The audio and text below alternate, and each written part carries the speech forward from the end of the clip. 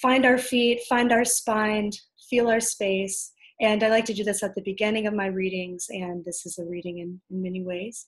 So let's just start by pulling in our energy and our breath, and imagine that there's a white light filling you from the top down as you inhale. This white light protects you. This white light grounds you. This white light allows you to bring in the messages that you've just received. All of the information is here for you. Pull in with your breath what you need. And on the exhale, just release anything that's not for you right now. And let's just take 2 breaths just like that. Just pulling in what we need, releasing what we don't. Inhaling. Exhaling. Just one more like that as we find our center.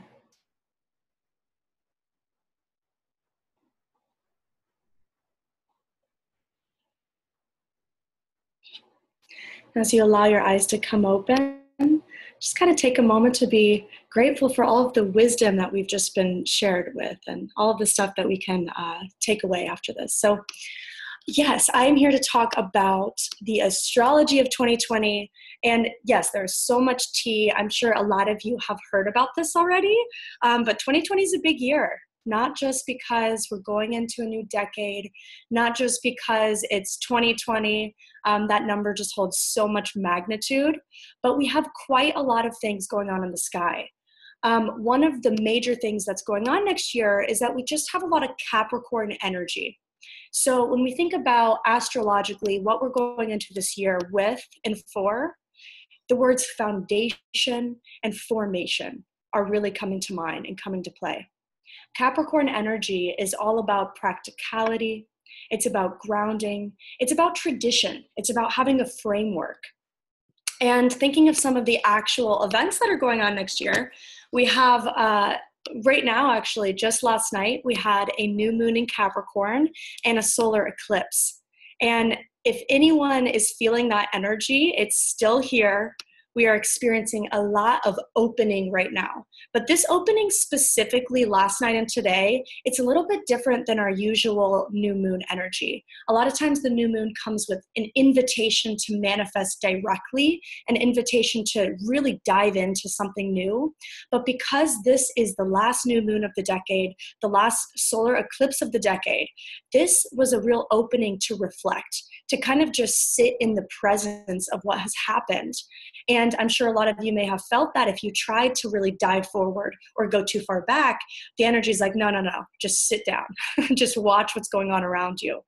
And it was also a really good time to energetically pull yourself into what you want next year. So it's not so much about, okay, I want this exactly or this directly, but more so like, what's the presence that you want to feel in you and around you?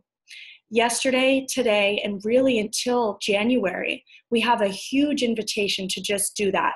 If we feel ourselves going into an energetic space that is expired or old, it's going to show us that that's not where we belong anymore.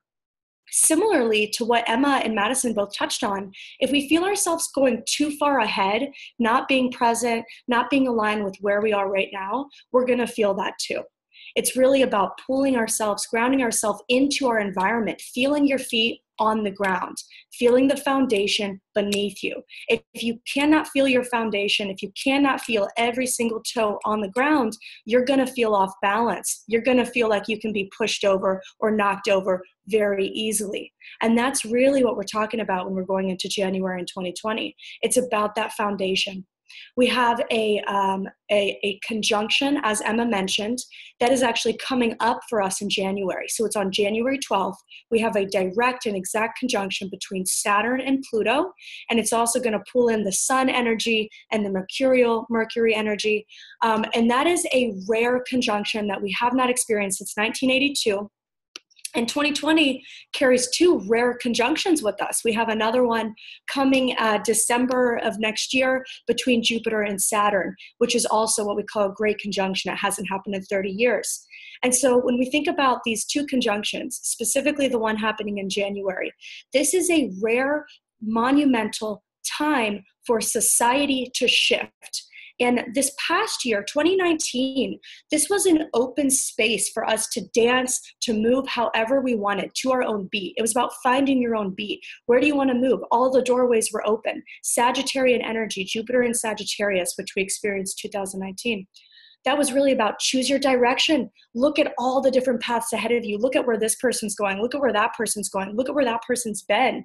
Look at where you've been. Where do you want to go? And that's why this month, specifically going into January, it says, okay, you've looked at all the directions, you've seen where you can go, and now it's time to really move forward in the way that you want, not where anyone else is going, how you want to go. And next year, with this conjunction, with this Capricorn energy, so we had Jupiter enter Capricorn this year, and it's going to stay in Capricorn all through December of next year. So we have Jupiter, Saturn, Pluto, all in Capricorn, as well as the South Node for the beginning of 2020, and the Sun and Mercury in Capricorn in January. So a lot of Capricorn energy. And what it's saying to us is, now that you've seen your direction, it's your choice on where you want to go, but you cannot resist it anymore. It's all going to happen, and wherever you're aligned, wherever your foundation is being built, that's where you're going to grow. And with Sagittarian energy, what we've been experiencing in 2019, a lot of, it's really about thinking of like past and forward, almost like on a horizon, right?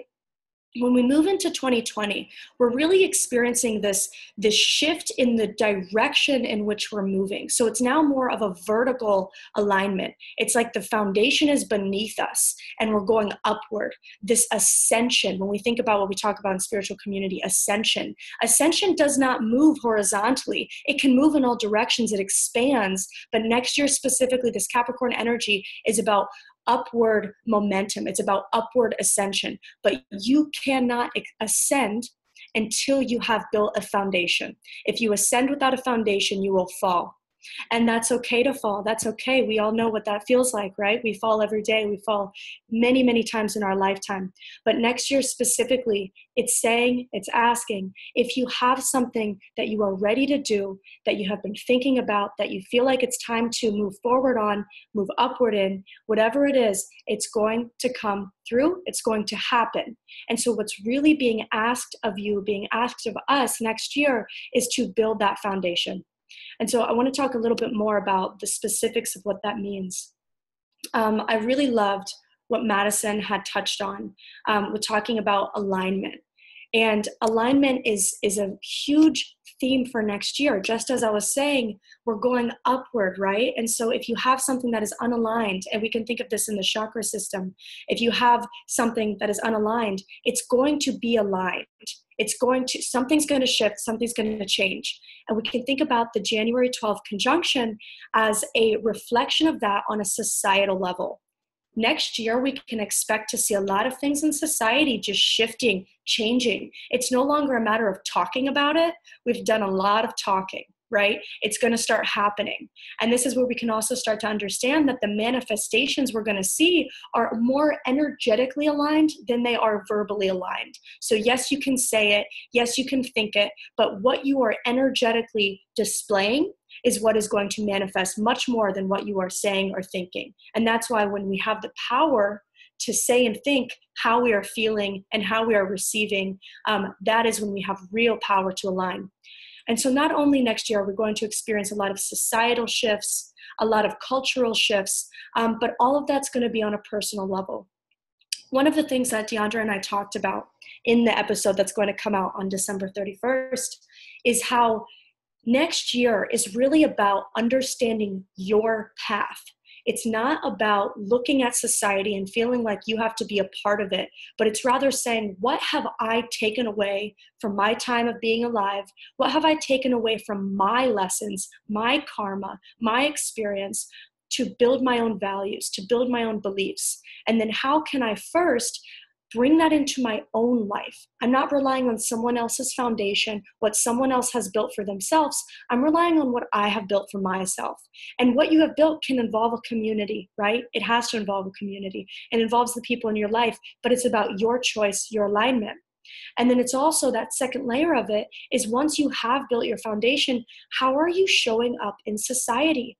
Are you saying and believing things about what needs to happen, but your everyday actions are not aligned with what you're saying and believing? Are you preaching, but what you're preaching is not practical? It's not aligned in your everyday life? The preaching and the practicality have to meet. And if they are not met together, it will be seen. Pluto is the planet of the underworld. Pluto is the planet of the great insight. It shows us what's been hidden. It reveals what's underneath. And when we think of Saturn, Saturn is a very wise planet. It's a planet of responsibility. It's also a planet of karma. And Emma had touched on next year, she felt that there'd be some energy of like, if you've done something, it's kind of going to come back around. People who have done something wrong to you might also come back around. We will see a lot of that at the end of January, all through July, as we experience Capricorn, Cancer eclipses. Capricorn, Cancer eclipses have been going on this year, and they will continue into July of next year before we enter Gemini, Sagittarius eclipses.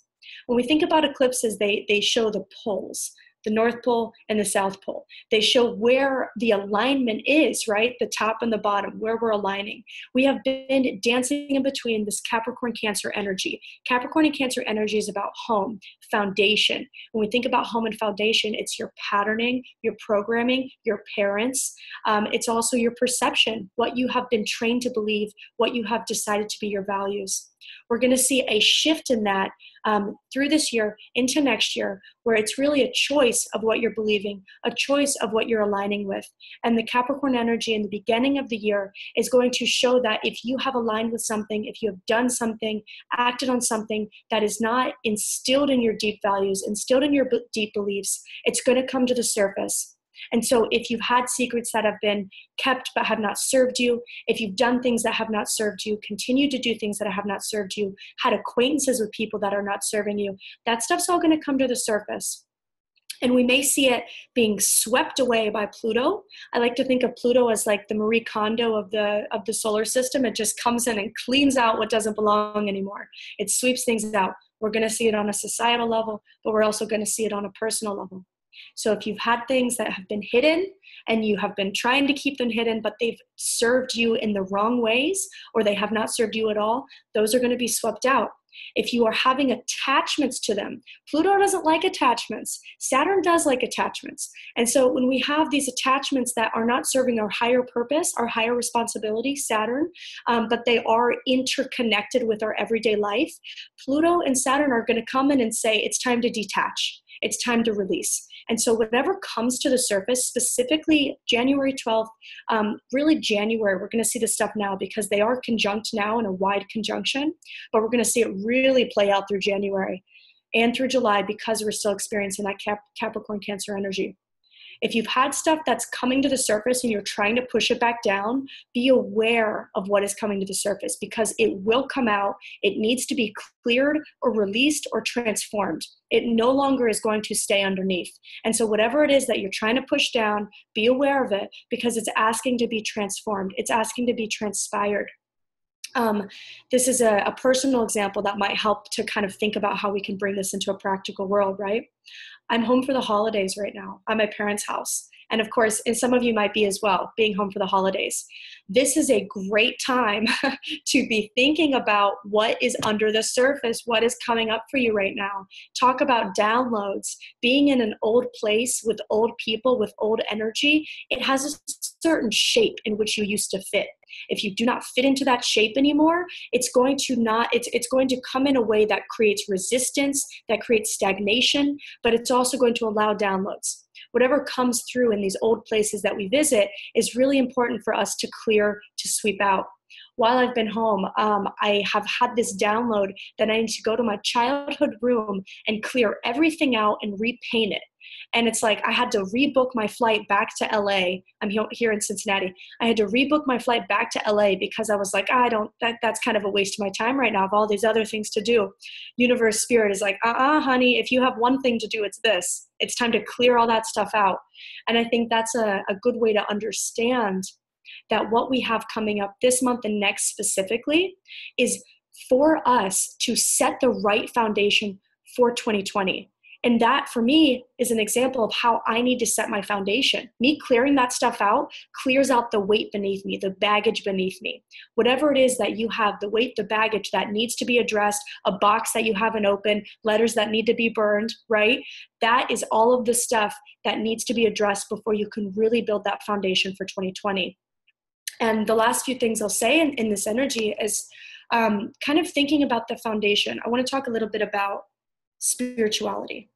We have had a awakening since 2012 when Neptune entered Pisces.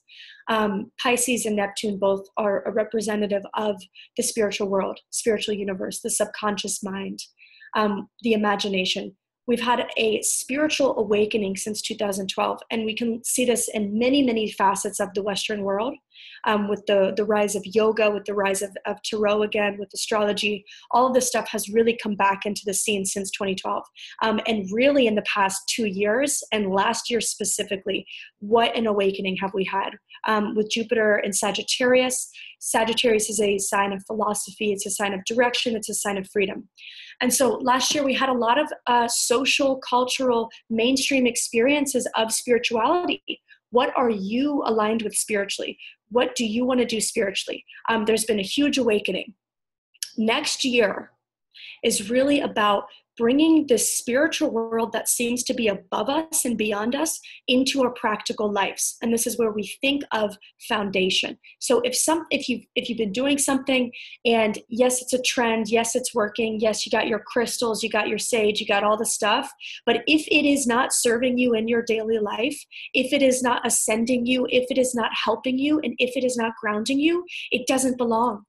And this is where we're going to see, I'm predicting that next year we are going to see a re-rise of traditional religion in our daily life.